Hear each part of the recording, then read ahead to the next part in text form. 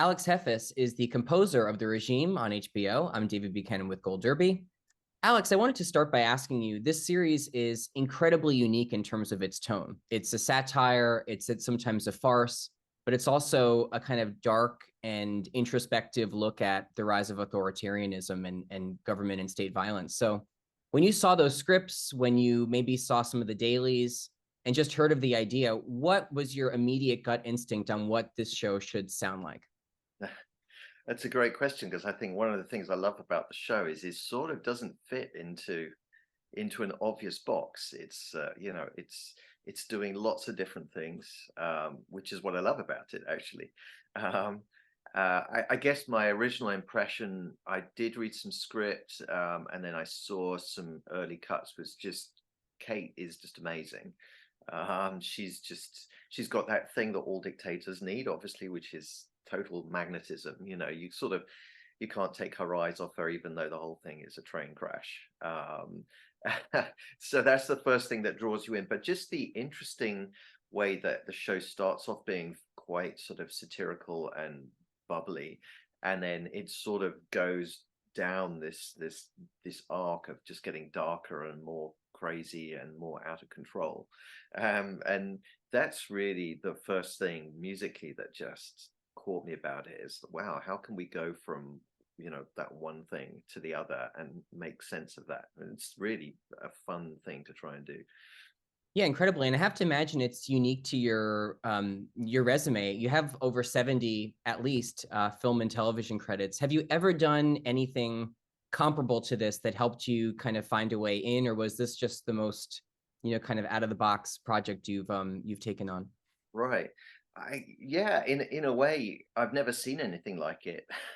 You know, um, I think I always try and look at every project like it's a blank slate in a way. I try not to sort of think, well, I could do something like this or something like that. I mean, obviously, your brain goes in certain directions when when you're pulling things out of your vocabulary as a composer. But I definitely wanted to try and find. I always try and find what really fits the picture like a glove. And so, one thing I thought was really interesting about the regime was how it's not set in a really specific place. It's like it's probably somewhere in Europe, but it doesn't really say where. And I thought that was just interesting because it broadens the story, it broadens the tale. It can be transferred anywhere.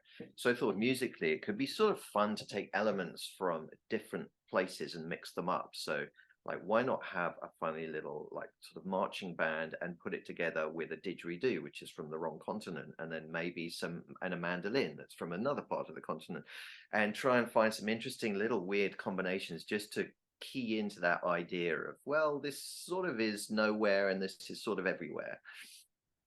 Yeah, that makes total sense and really captures some of the whimsy too that you're talking about. And you kind of co-composed this show with Alexandre Desplat. He did the title theme and the first three episodes. What was that collaboration like? Were you kind of talking from the beginning about what the sound of the series would be?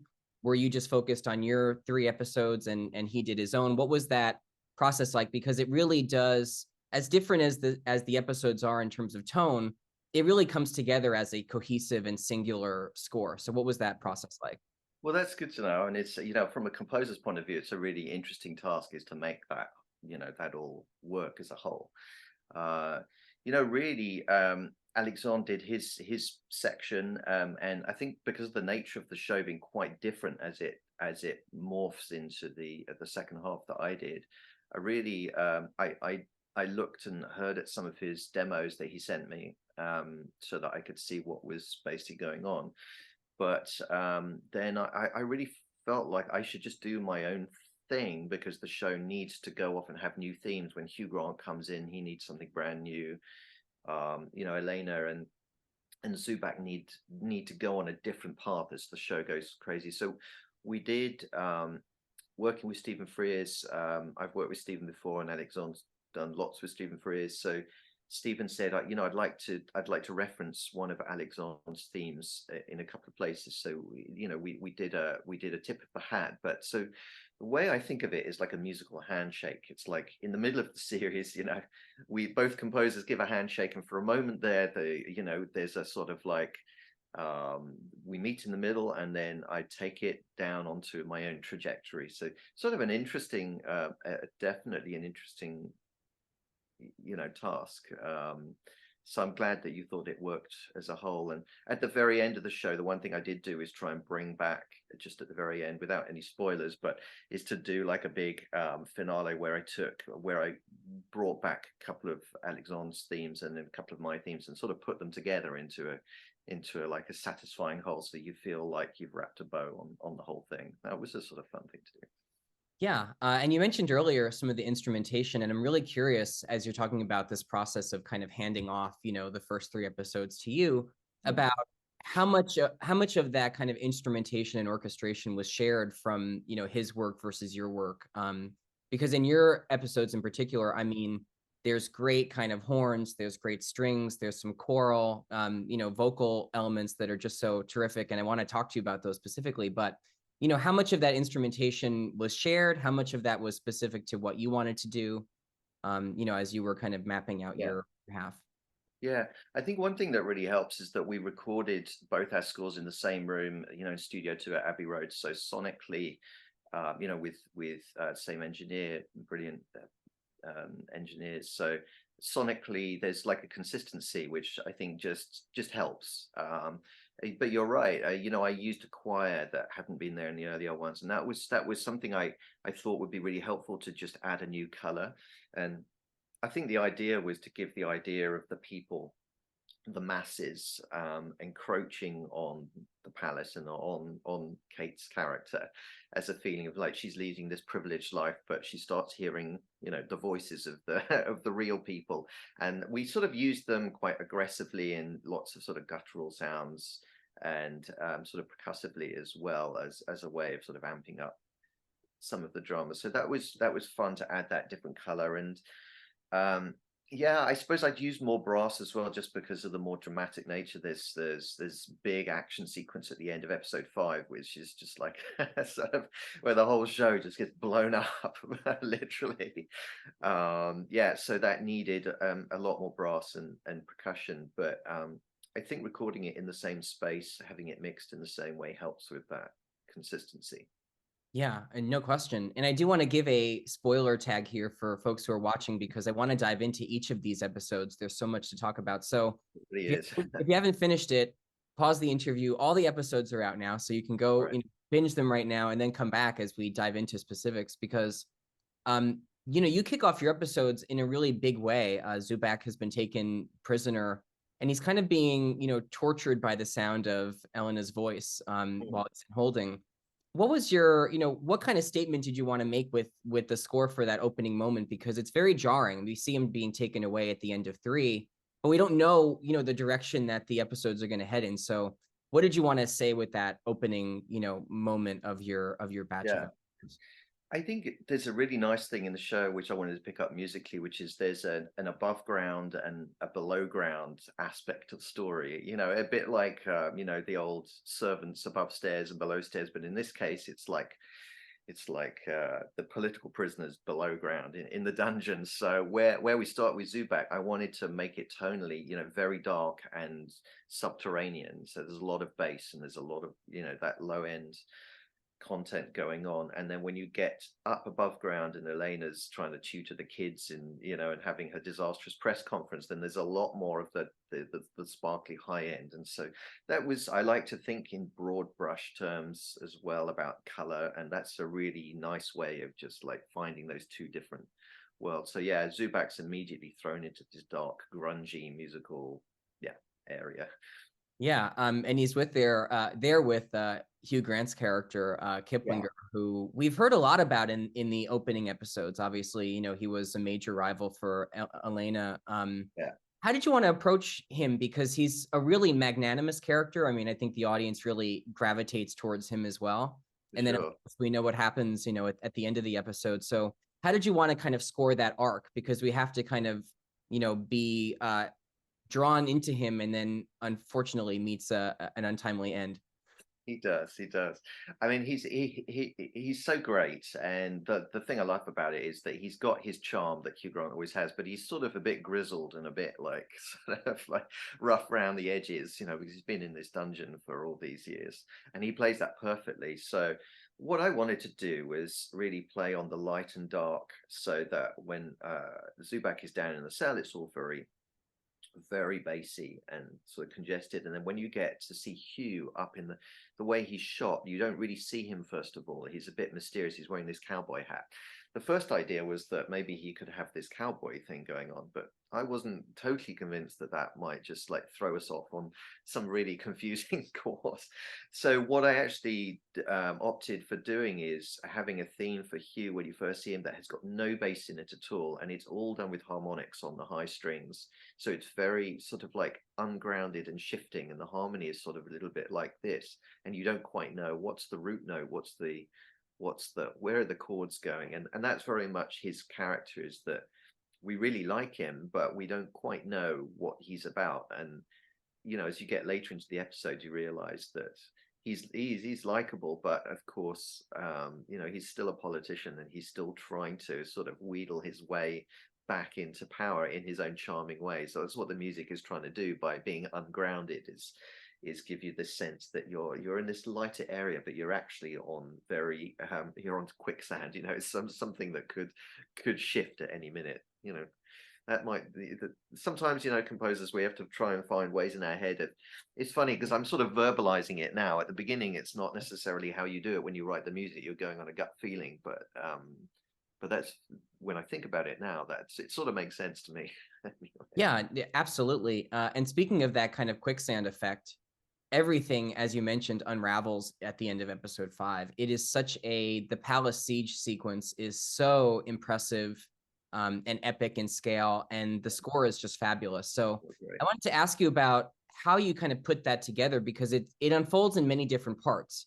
We have the breach of the palace, we have the kind of attempt to escape, so many different kind of bits in this larger sequence. So how did you want to build, you know, the kind of to the climax of that episode, and each kind of layer, you know, step by unfolding in this large sequence? Yeah, I mean, I really like writing that sort of music because it's very much like ballet in a weird way, in a strange way, because it sort of needs to be really choreographed, but in a way that isn't doesn't seem like contrived for the audience. So I really I break it down on a big piece of paper. You know, when you've got like 6 or 7 minutes of complicated action, you know, I really just chart out what the peaks and troughs are, just so I really am clear in my mind as to what we want to achieve. And then a lot of it is to do with um a lot of it is to do with tempo and pace, and making sure that it's going up and down at the right level, so that it doesn't stay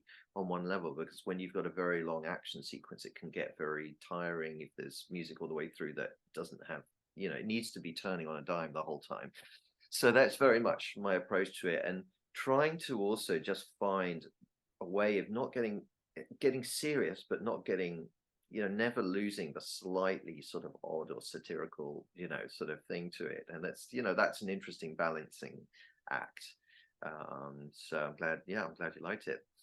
Yeah, and part of that longer sequence is, of course, the death of Andrea Riseborough's character Agnes, which is Yeah. so you know, horrible to watch, and kind of and understated too. I mean, the moment is not oversold, and I love what you do with the scoring thereof. It's just kind of a solo vocalist, you know, very little underscoring, if any at all. Very delicate kind of treatment of that tragic moment. What was the inspiration for that? Did you always know that you wanted to tie that, you know, moment on screen with that approach to the score? Well, I'd spoken to Jessica Hobbs, who directed that episode, and the thing she said to me, which I thought really made a lot of sense, is that Andrew's character is the one character who is sort of like normal. You know, you can sort of relate to her on a human level, and she's this person that's trapped in the middle of all these crazy people, and so it's really gutting, as you say, when she, you know, she meets her end. And this is one of the crazy things about this show, and I think it's a real strength that, you know, characters just come and they go, which is sort of like life, you know. So, we really wanted to give something human to that character, so that when she dies, you really feel like a humane, some empathy. So the voice just seemed like, that just cuts through to our deepest somewhere. There's something about the voice that it's the first sound that we hear inside the womb, and it's a very primal thing. So just having that really simple vocal line was something that I immediately thought would work. Yeah, it's tremendous. And you extend that kind of intimacy to the kind of farewell scenes between Zubak and Elena. We kind of get two moments of them in the last episode, Mm. when they kind of know what their fate is going to be and what's coming, and they don't express a goodbye, but it feels like a farewell. What did you want to say with the score in that moment? Because they're playing it. I mean, the performances are really exquisite, and you just have to accompany that with, it's tender, but it's also kind of elegiac. So what did you want to communicate with the music in those moments? I'm with you. I think those two performances are absolutely stunning. They really are. Um, and you shouldn't be moved by people who are so heinous. you know, and again, I think it's one of the strengths of the show that you can be moved by people who are doing absolutely heinous and ridiculous things. So you've just got no choice when the performances are that good. The music has to treat it really seriously. So I just wanted to be really delicate about it. As always, trying to take themes that we've heard for them previously across the show. But first of all, I did a version that was a lot more thematic, and then we stripped it really back. And simply what I did was to take out, first of all, every other note, then every 1, 2, and 3 notes, until it really was so simple, so it had the outline of the melodies, but really more like a pencil sketch, where you might be able to. I love the idea of like taking a white piece of pencil and a piece of charcoal, and in 10 lines you could create something. It's the space in between the lines that creates like that sense of light and shade and depth. And so that's what the music is doing there, is trying to do with as little few points as possible to create some depth and some light and shade.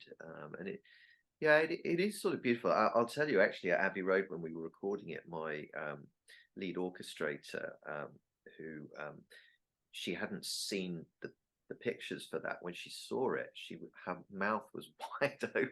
She was absolutely shocked at what was going on, and how good the performances were, and then with the music fitting to it. And it was sort of an interesting moment to see someone for the first time sort of putting those two things together, because you're right, they know exactly what they're saying to each other, and yet it's like their entente cordiale, their moment where they've agreed just to be in the moment and not really concentrate on what's to come, which is, it's sort of touching, if bizarre at the same time, It is. because unfortunately it means one of them is going to get the job.